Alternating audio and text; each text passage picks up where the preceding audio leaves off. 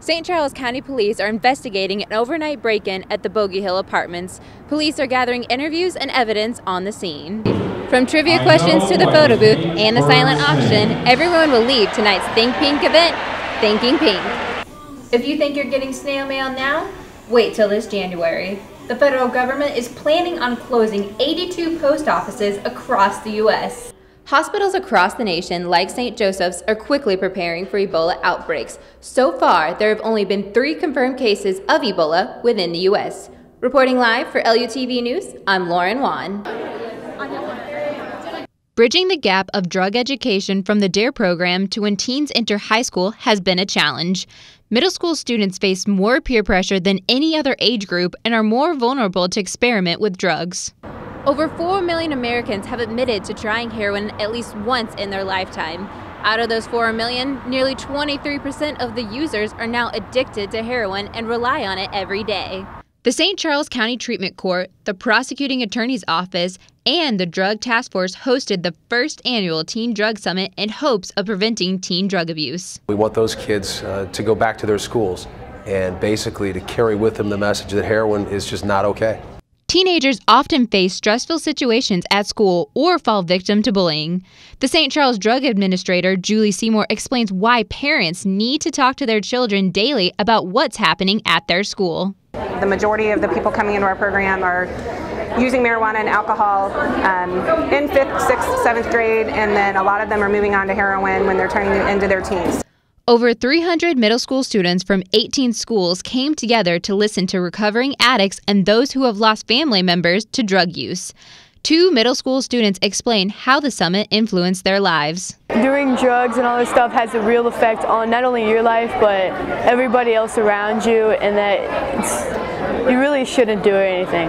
Not to do drugs, because that could ruin your life, and to help others stay away from it. Bridgeway Behavioral Health and Preferred Family Healthcare are available to help anyone battling drug addiction. Reporting for LUTV News, I'm Whan. If you think you're caught up with the latest social media trends, think again. Teenagers are starting to stray from previously popular sites like Facebook and Twitter, according to a new survey. Linwood University professor Andrew Allen Smith explains how family may have caused this to happen. Your parents are on there. Your grandparents are on there. Your nieces, nephews, cousins, uncles, your whole family is on there now because Facebook has become a platform that the majority of just Americans tend to use. While older generations are catching on to the concepts of social media, millennials are advancing onto multiple sites and diversifying their online personalities. By capturing and sharing the world's moments, Instagram has put an interesting twist on how teens take daily photos of their lives. These pictures tell stories in ways words cannot. An international student explains why Instagram is better than Facebook.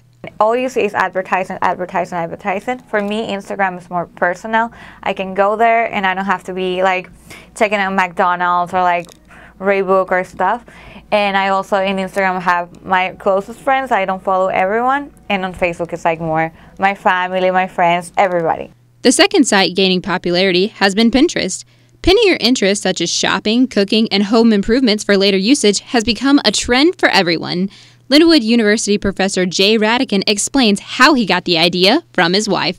Later I realized I could find some amazing links to tutorials and 3D stuff and digital sculpting, guides and all kinds of stuff. Whether you're pinning, photo taking, or keeping up with your family, the new survey says you're doing it on social media. Reporting for LUTV News, I'm Whan.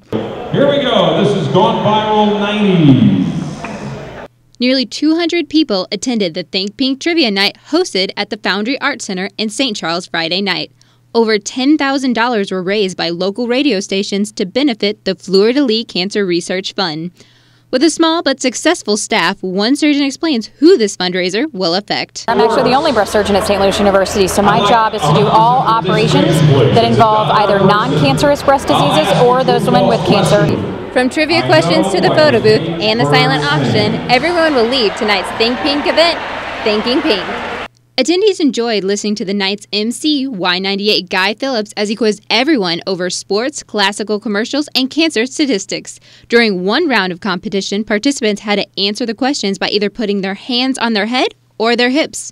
doctors and professors stress one main message to everyone. For women, get screened. And for everyone, know your family history. Because there are a small percentage of men who will also have breast cancer. So know your family history. Many of the doctors, professors, and supporters have had first-hand experience with someone they know who have battled with breast cancer. An employee for the St. Louis CBS radio station had an aunt that passed away from the disease and explains her plans to combat breast cancer herself. I just know that, since it runs in your family, you're just supposed to make sure you get checked as often as possible. So, my mom gets checked regularly, and I will start getting checked regularly as well. Doctors suggest getting clinical breast exams about every 3 years for women in their 20s, and for women over the age of 40 to get yearly mammograms. Reporting for LUTV News, I'm Lauren Whan. Coming up on LUTV News, the results from the midterm elections are in. Find out what this means for St. Charles County. Plus, letters sent home from school usually mean something's going on. Find out what letters sent to Ferguson Florissant parents say next. And police are investigating a fatal shooting in St. Charles. Find out the latest on the investigation. Those stories plus sports, weather, and more ahead on LUTV News.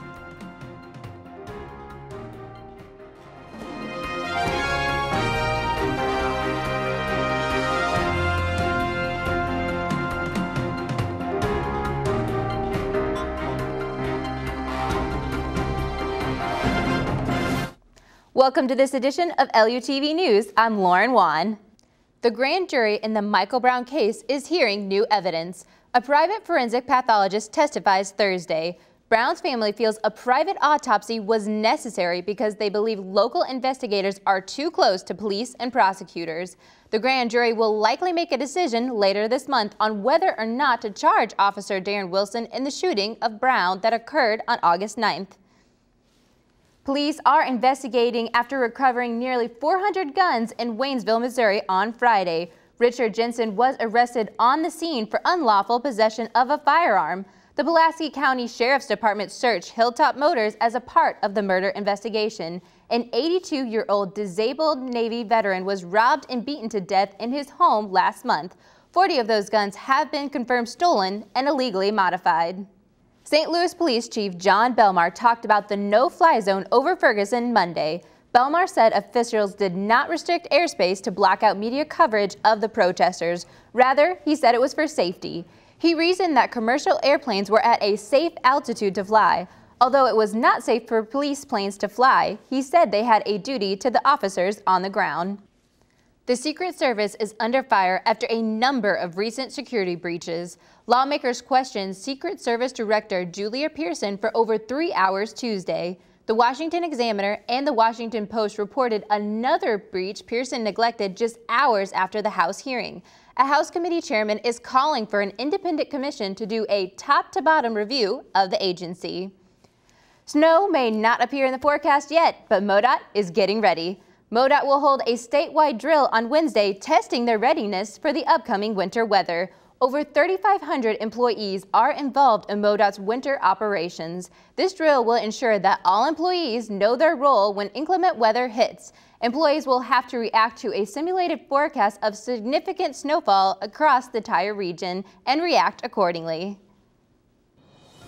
Straight ahead on LUTV News, you may have a different drive on your work starting Monday. Find out more about the opening of Highway 364 next.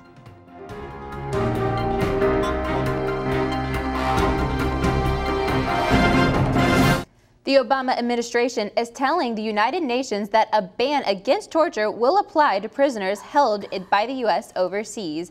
Under President Bush, the U.S. allowed the UN Convention Against Torture to apply only within the U.S. borders. Current President Barack Obama has included Guantanamo Bay to be protected. Until now, the U.S. hasn't formally conveyed this policy before to the UN in great detail. The winner of the $200 million lottery ticket has still not claimed the prize. The ticket was sold at Gateway News inside Union Station in downtown St. Louis. The winning numbers were 9, 19, 33, 38, and 54, with the Powerball number of 15. The winner has until May 7th to claim the prize at the Missouri Lottery headquarters in Jefferson City. Thanks, Denise. It's mid-November, and by now you might have noticed a lot more facial hair in men. This trend is not due to the cold weather.